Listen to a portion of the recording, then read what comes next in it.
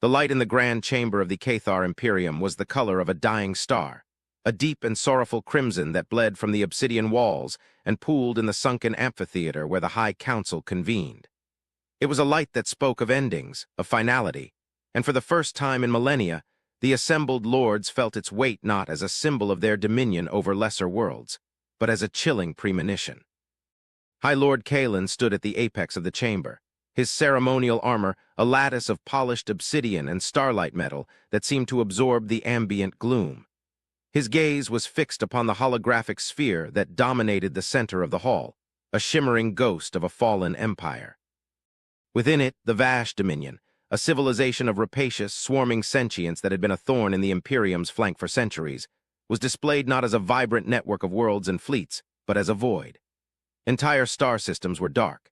Their suns were cold cinders, their planets fractured husks, or, worse, simply gone, erased from the cosmic tapestry with a precision that was more terrifying than any known cataclysm. There was no radiation, no debris field, no lingering echo of a superweapon's fury. There was only absence. Silence, heavy and absolute, pressed down upon the council. It was a silence born of a fear so profound it had strangled even the proud, martial spirit of the Cathar. These were beings who had carved an empire from the chaos of the galaxy, who had shattered moons with their fleets and brought entire species to heel under the banner of their unyielding honor code. They did not know fear. Yet it was here, a palpable entity in the crimson-lit chamber, coiling around the hearts of warriors and strategists alike. It was Grand Marshal Vorlag who finally broke the stillness, his voice a low growl that scraped the air like a blade on stone. He was a titan of a Cathar, his frame broader than Kalen's, his armor scarred from 100 campaigns. His mandibles twitched in barely suppressed rage. "This is an act of war," he declared, his words echoing with a certainty that felt hollow even to himself. "An unprecedented, unprovoked assault. The Vash were vermin, but they were our asterisk vermin to exterminate, for another power to do so on our very border and with such totality is an insult to the throne of Cathar." Loremaster Xylia, a slighter figure whose robes were woven with fiber-optic threads that pulsed with data, offered a quiet counterpoint. Her voice was calm, a stark contrast to Vorlag's fire, but it carried the chilling authority of pure information. "Grand Marshal, to call it an act of war presumes an actor with intent we can comprehend. Our deep-range sensor arrays, our temporal scryers, our causality engines. They all report the same impossible truth. The Vash Dominion was not conquered. It was deleted. The weapon used did not operate on principles of energy or matter. It operated on existence itself." She gestured a slender, three-fingered hand towards the hologram. A single, ghostly image of a ship materialized within the void. It was sleek, impossibly black, a sliver of absolute nothingness that seemed to tear at the light around it. It had no visible engines, no weapon ports, no bridge. It was a seamless, featureless vessel of pure, geometric malevolence. "This is the only image we have, captured by a long-range listening post in the final moments. It appeared without a hyperspace signature." It fired a single, silent wave, and then it and the Vash ceased to be. Vorlag slammed a gauntleted fist onto the railing before him, the impact booming through the chamber. "Then we hunt this ghost. We assemble the Grand Armada. We will tear apart every star system in this quadrant until we find its masters. We will show them the price of dishonoring the Cathar." His fury was a familiar comfort to the council, a return to the doctrines that had built their empire. But Kalen did not share it. He felt a different emotion, a cold intellectual dread that was far more potent than any warrior's rage. He had studied the reports, spent sleepless cycles staring into the abyss that was once a rival empire, and he knew Vorlag's approach was that of a child swinging a club in the dark. "Your rage is a shield, Grand Marshal," Kalen said, his voice cutting through the rising tide of martial fervor. "You fear what you do not understand, and so you wish to destroy it. But we cannot fight a phantom. We know nothing of this ship, not its origin, its composition, or its capabilities, beyond its apparent omnipotence. To send the Armada would be to send our swords against a ghost. We would be striking at shadows while the true threat remains unseen." He turned his gaze to Xylia, the unspoken question hanging in the air between them. "The signal!" he commanded, his tone soft but unyielding. Xylia nodded, her fingers dancing over a console embedded in her robes. The image of the P. Phantom ship shimmered, and a cascade of incomprehensible data flowed around it. In the final microsecond of the event, as the vessel vanished, it released a burst of quantum-entangled particles. Not a communication, not a wake. It was more akin to exhaust, a residue of its impossible function. Within that residue, our deepest scans found a single coherent echo. a navigational signature, ancient and degraded, that seems to have been imprinted upon the vessel's existence matrix.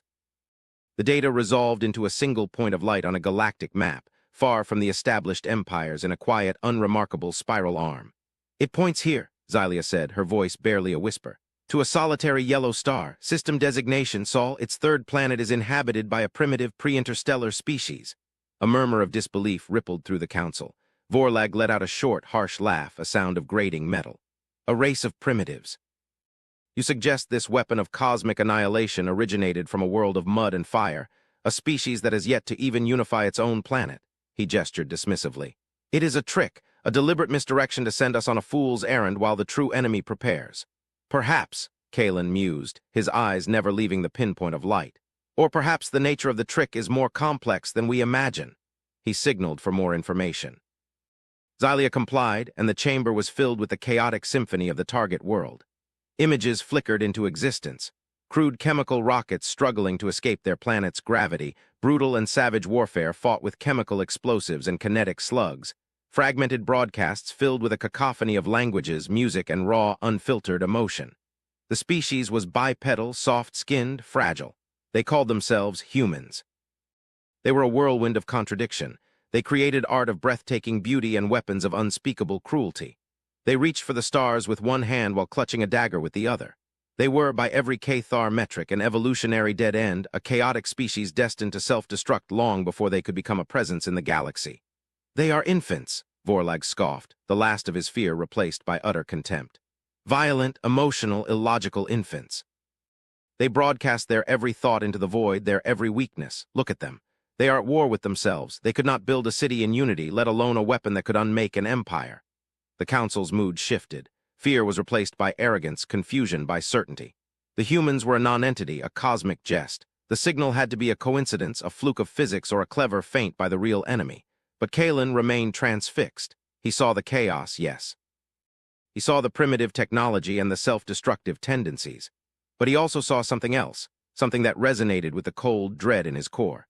He saw a species that lived in a state of perpetual crisis, a species that had been forged in the crucible of constant existential struggle. Their art, their music, their philosophies, they were all steeped in a kind of profound melancholy, an awareness of their own fragility that the Cathar, in their millennia of dominance, had long since forgotten. What if their chaos was not a weakness, but a source of unpredictable strength? What if their emotionality, which the Cathar viewed as a flaw, gave them access to a kind of creativity, a kind of desperate, paradigm-shifting innovation that a logical, honor-bound race could never conceive of? The vessel that had erased the Vash was not a product of logic. It was a violation of logic, a weapon that broke the fundamental laws of the universe. It was an act of pure, terrifying, desperate creation. "We have judged this species by our own standards," Kalen said slowly, his words falling like stones into a silent pool. "We see their divisions and call them weak. We hear their emotions and call them illogical. We have done this for 10,000 years with every lesser race we have encountered. It has always proven true, but the evidence before us presents a contradiction that cannot be ignored. A weapon of impossible power bears a signature that leads to a world of supposed primitives. To dismiss this is not logic, it is arrogance, and arrogance has been the death of every empire before ours." He straightened, his presence filling the chamber, silencing all dissent. "Grand Marshal Vorlag, you will assemble an expeditionary fleet, not the Grand Armada, a fleet of our most advanced reconnaissance and diplomatic vessels. You will command it yourself. Your objective is not to conquer or to threaten. It is to observe, to understand. You will proceed to this Sol system, and you will learn the truth of this paradox. We will not be the child swinging a club in the dark. We will be the ones who turn on the light." The journey to the uncharted spiral arm was a tense affair. The Cathar Expeditionary Fleet, a collection of sleek obsidian warships that moved through hyperspace like sharks through deep water, was a force capable of pacifying a dozen star systems. Yet their mission was not one of conquest, and the uncertainty of it gnawed at the crew and its commander. Grand Marshal Vorlag stood on the bridge of his flagship, the asterisk fist of honor asterisk, staring into the swirling vortex of non-space. High Lord Kalen's words echoed in his mind, a dissonant chord against the proud martial symphony of his own instincts. Observe, understand. To Vorlag, these were the words of a philosopher, not a warrior. Understanding was a luxury one afforded to a defeated enemy, not an unknown terror. He felt the eyes of his bridge crew upon him, their loyalty to him warring with the High Lord's decree. They were all warriors, bred for glory and honorable combat. This mission felt like a slight, a leash upon their true purpose. Their destination was a system of no strategic value, orbiting a star of no particular distinction. The target species was a chaotic rabble, their greatest achievement the polluting of their own atmosphere and the broadcasting of their internal squabbles into the void. The entire endeavor felt like a colossal waste of resources, a distraction from the real threat that still lurked unseen in the dark. Yet he was Cathar. His honor was bound by his oath to the High Lord. He would see this through, and he would prove Kaelin's caution to be the dithering of a leader who had grown too comfortable on the throne. He would expose the humans as the irrelevant primitives they were, and then he would turn his fleet back towards the real fight. The fleet dephased into real space with the silent, graceful precision of a predator revealing itself. They emerged at the edge of the system, a breathtaking display of power and technology. Their hulls drank the light of the distant yellow sun, their forms sharp and menacing against the velvet black of space. Before them lay the Sol system in its entirety, a handful of rocky inner worlds, a belt of asteroids, and the colossal gas giants that patrolled the outer dark. The third planet, a vibrant marble of blue, white, and green, was exactly as the long-range scans had described it. Vorlag's sensor technicians began their work, their consoles lighting up with data. The planet was teeming with energy signatures, a chaotic mess of radio waves, satellite communications, and the faint traces of primitive fission reactors. It was a noisy, disorganized world. The Cathar fleet held its position, a silent, obsidian vanguard hanging in the void. According to standard first contact protocol with pre-interstellar species, they were to wait. The sudden appearance of such a force should, by all logic, induce planet-wide panic. It would shatter their religions, collapse their governments, and throw their primitive societies into disarray. The Cathar would then observe the chaos, gauge the species' true nature in a moment of ultimate crisis. Vorlag expected screams. He expected fear. He expected ill-conceived, desperate attacks with their crude nuclear weapons. He received only silence. For a full rotational period of the planet, there was nothing. No panic broadcasts, no military posturing, no change in the planet's energy output. The cacophony of their communications continued as if nothing had happened. It was unnerving. It was as if a predator 1,000 times their size had appeared on their doorstep, and they had simply failed to notice. Vorlag's contempt began to curdle into a strange sort of unease. Were they truly so primitive, so blind, that they could not see the gods of war standing in their sky? Then a single, powerful, directed signal cut through the background noise. It was not a chaotic broadcast, but a tight, focused beam aimed directly at the asterisk Fist of Honor asterisk. It was clean, sophisticated, and carried on a carrier wave of remarkable stability. Vorlag's communications officer stiffened, his mandibles clicking in surprise. "Grand Marshal," he reported, his voice tight. "We are being hailed. The message is, it is in multiple formats. A mathematical primer, our own Cathar trade dialect, and several other galactic standard languages. They are using our own diplomatic first contact protocols." Vorlag felt a chill that had nothing to do with the temperature of the bridge. This was impossible. These protocols were not shared with primitive races. They were reserved for established interstellar powers. To use them was to signal a level of galactic awareness that the humans should not possess. He ordered the message to be displayed on the main view screen. A voice, calm and measured, filled the bridge. It was a female voice, speaking the Cathar language with a flawless, if slightly synthetic, accent. "Unidentified fleet, this is Admiral Eva Restover of the Sol Defense Coalition. You have entered a restricted military and ecologica. Preservation zone. Your presence has been noted. We ask that you state your name and intentions. We are transmitting navigational data for a secure communications orbit beyond the orbital path of the fourth planet. We await your response." The message was delivered with a placid professionalism that was utterly at odds with the situation. There was no fear, no awe, no panic. It was the tone one might use to address a commercial freighter that had drifted off course. Vorlag was stunned into a rare silence. His bridge crew exchanged uneasy glances. The image of the chaotic, self-destructive rabble was shattering before their eyes. This was not the response of a primitive species. This was the response of a power that was confident, prepared, and entirely unintimidated. "They are bluffing," Vorlag growled, more to convince himself than his crew. "It is a facade. They have somehow stolen our protocols from ancient data caches. A trick." He composed himself, stepping forward, his full intimidating height filling the viewscreen pickup. "This is Grand Marshal Vorlag of the Cathar Imperium," he boomed, his voice radiating power and menace. Our intentions are our own. You are the ones who will answer to us. Your world has been linked to an act of cosmic destruction. We have come for the truth."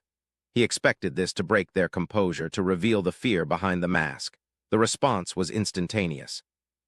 "We are aware of the event you speak of, Grand Marshal," the voice of Admiral Rostova replied, her tone unchanged.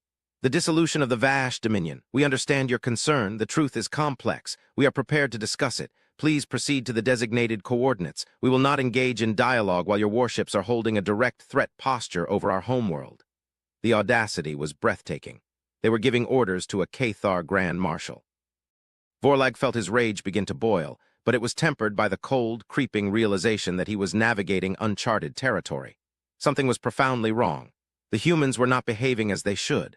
Reluctantly honoring Kalen's command to understand, Vorlag gave the order.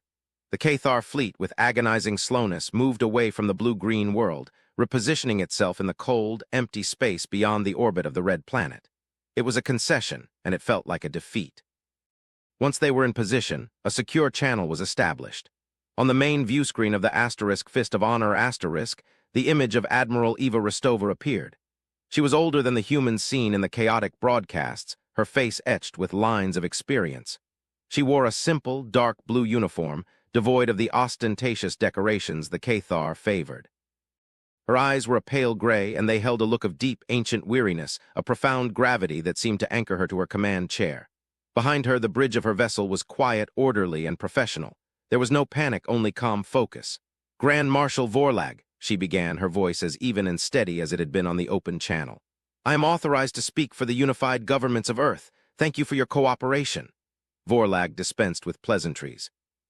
He ordered the holographic image of the phantom ship to be projected between them, a dark, malevolent tear in the space of the virtual conference. "This vessel," he snarled. "It carries a signature that traces back to your star. It annihilated an empire of 1,000,000,000 souls. Explain your connection, now." Admiral Rostova looked at the image of the ship, and for the first time an emotion flickered across her face. It was not fear or pride. It was a deep, profound, and heart-wrenching sadness. A sigh barely audible escaped her lips. "That is the UNS Sentinel," she said, her voice soft. "And to answer your question, we are its creators, and we are not." Vorlag's mandibles flared in anger. "Do not speak in riddles, human. This is not a philosophical debate. Did your species build this weapon?" Rostova met his furious gaze without flinching. Her weary eyes seemed to look right through him, seeing the centuries of conquest and honor and certainty and finding them wanting. "The people of this time, of this Earth, did not build the Sentinel *. We lack the technology, the understanding of the physics involved. We could no more construct that vessel than you could build a star with your bare hands." She paused, letting the weight of her words sink in. "The Sentinel was built by our descendants. It is a human creation from a future that, because of its very existence, will never come to be." The bridge of the Fist of Honor was utterly silent. The Cathar officers stared at the screen, their minds struggling to process the sheer impossibility of what she had just said. A weapon from the future? It was a concept from primitive fiction, a fantasy. Causality was a fundamental law of the universe. Time flowed in one direction, to Sugis. Otherwise was madness. "You lie," Vorlag whispered, the word laced with a dawning horror. It was a lie more terrifying than any truth he could have imagined. "I wish I were," Rostova replied, her voice heavy with the burden of her knowledge. "We did not discover this through our own ingenuity. We discovered it through the echoes it left behind. The Sentinel was not a ship in the conventional sense. It was a single, self-contained, automated temporal event.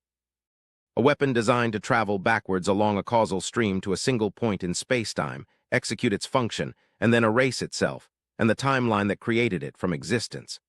She gestured to the Cathar's own data, displayed on a secondary screen. "The navigational signature you tracked was an unforeseen residue, a ghost, a faint scar on reality left by something that, for all intents and purposes, never was. It led you to us, the ancestors of the builders." Vorlag sank back a step, the floor of his own bridge suddenly feeling unsteady. The implications were staggering. If the human was telling the truth, then her species was not primitive. They were something else entirely. A species capable of such a feat, even in a distant, hypothetical future, operated on a plane of existence so far beyond the Cathar that it was terrifying. The calm, the lack of fear, it all made a horrible, chilling sense. "Why would you fear a fleet of warships when your descendants could unmake reality itself?" "Why?" Vorlag asked, his voice strained. "Why would your future selves do this, to destroy an empire? It is an act of unimaginable aggression." It was an act of unimaginable necessity, Rostova corrected him, her gray eyes hardening. Our temporal models, the legacy data left by the Sentinel S Echo, are incomplete, but they are clear on one point. The Vash Dominion in that now-aborted future were not merely a regional threat.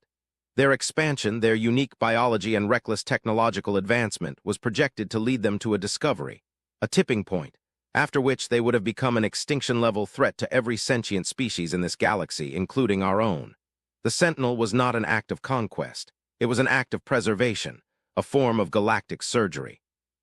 Your empire, the Glyptal Conclave, 100 other nascent civilizations, you are all alive today because our children chose to become murderers on a scale that shattered their own souls.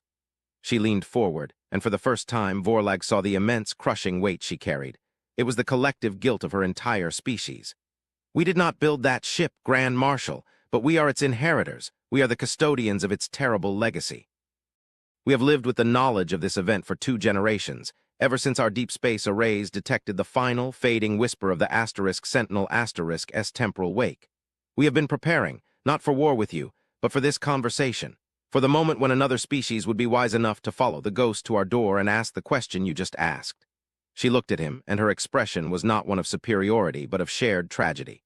The ship is gone. The future that built it is gone. All that is left is the consequence. And now you share in that knowledge. The question is no longer what we did. The question, Grand Marshal, is what we all do now. The return journey to Cathar was a voyage through a sea of stunned silence. Grand Marshal Vorlag did not speak a word, his hulking form a statue of obsidian and troubled thought on the bridge of his flagship.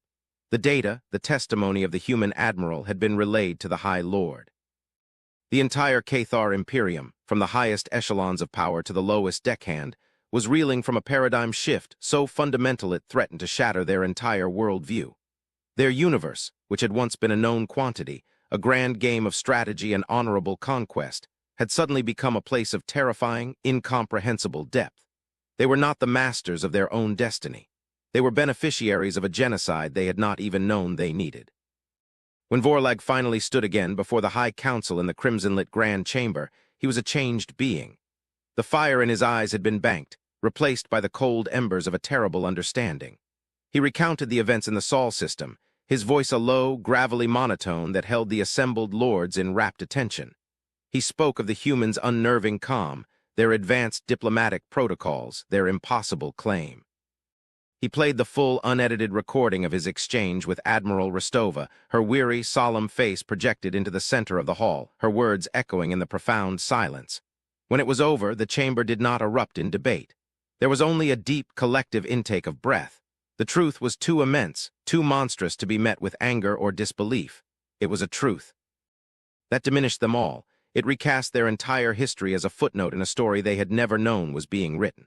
A temporal weapon, Loremaster Xylia whispered, her voice filled with a scholar's awe and terror.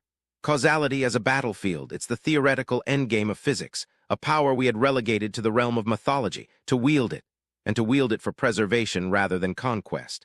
It is a philosophy of existence we are not equipped to comprehend. It is dishonorable, a traditionalist lord from the outer fiefdom snarled, though his voice lacked conviction. To strike an enemy from a future they cannot see, it is the act of a coward. Is it? Vorlag's voice cut through the chamber, sharp and resonant. He turned to the Lord, and his eyes, for the first time, held no anger, only a chilling clarity. Is it cowardice to sacrifice your own soul to save a billion others? The human did not speak with pride. She spoke with a grief so profound it felt ancient. They do not celebrate this victory. They mourn it. They carry the guilt of it as a species-wide burden. We Cathar celebrate our conquests with songs and monuments. The humans have hidden their greatest victory in a shroud of shame and silence. Tell me, my lord, which is the act of a more advanced civilization? His question hung in the air, a devastating indictment of their own code of honor. It was High Lord Kalen who finally spoke, his gaze distant, as if he were looking through the walls of the chamber and into the vast, newly mysterious cosmos. For millennia, we have defined strength as the ability to impose one's will upon others. We built an empire on that principle. The humans, they have shown us a different definition. Strength as the willingness to bear a necessary burden. Power as a tool not of dominion, but of stewardship. They did not contact us. They did not boast of their power or demand tribute. They waited. They prepared for the day when we would be ready to understand. They treated us not as rivals to be dominated, but as equals who deserved the truth, no matter how terrible. He descended from his apex, his steps echoing with finality. He walked to the center of the chamber, standing beside the phantom image of the Sol system.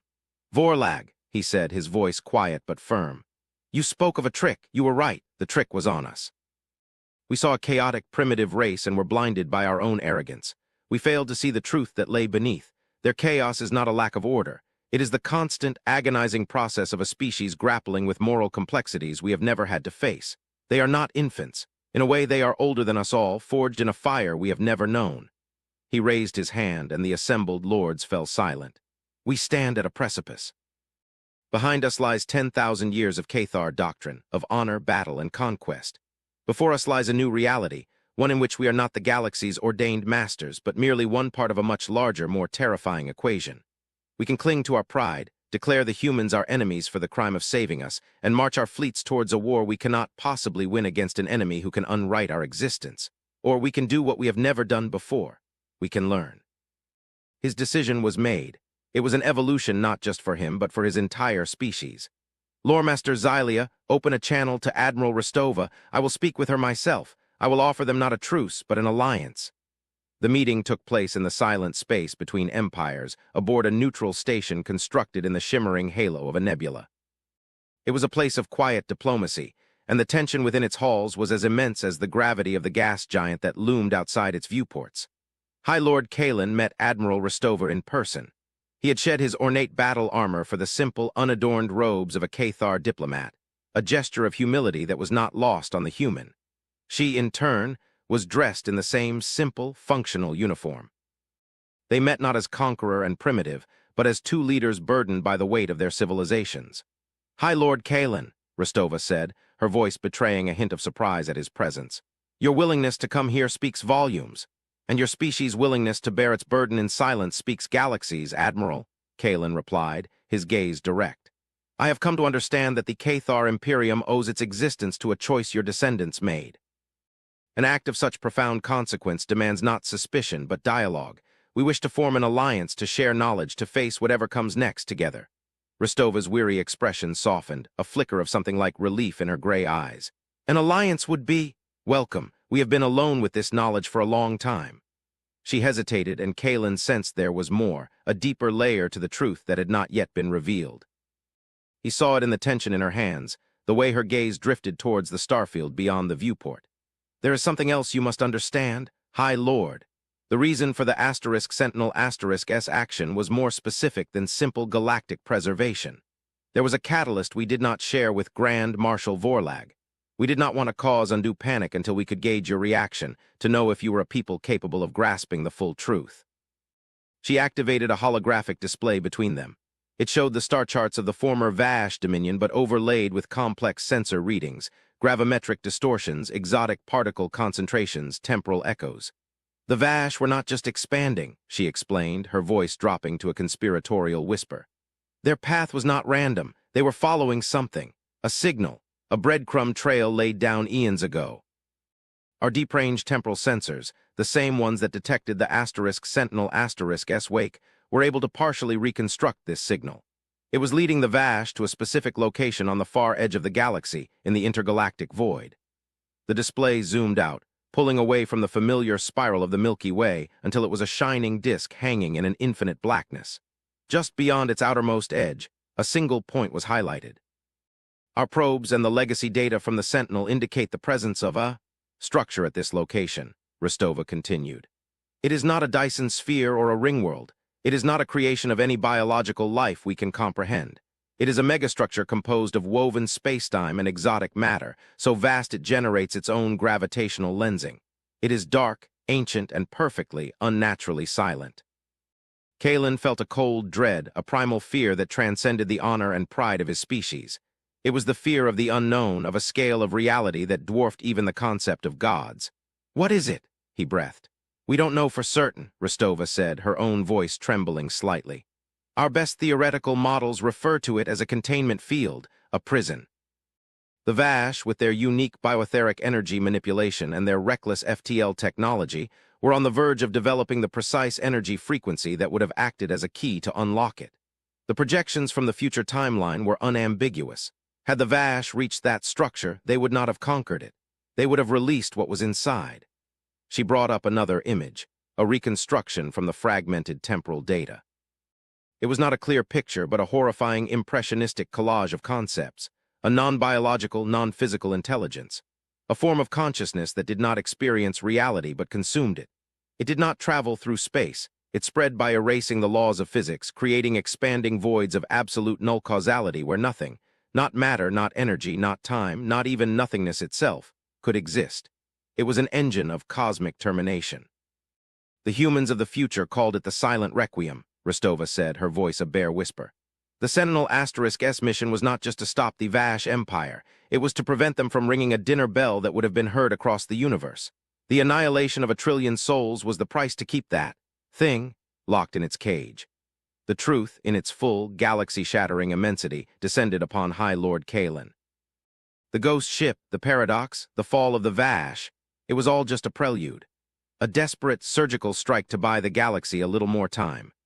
The Cathar Imperium, with all its might and glory, had been living in blissful ignorance on the shores of an ocean of unimaginable horror, protected by a species they had dismissed as primitive infants.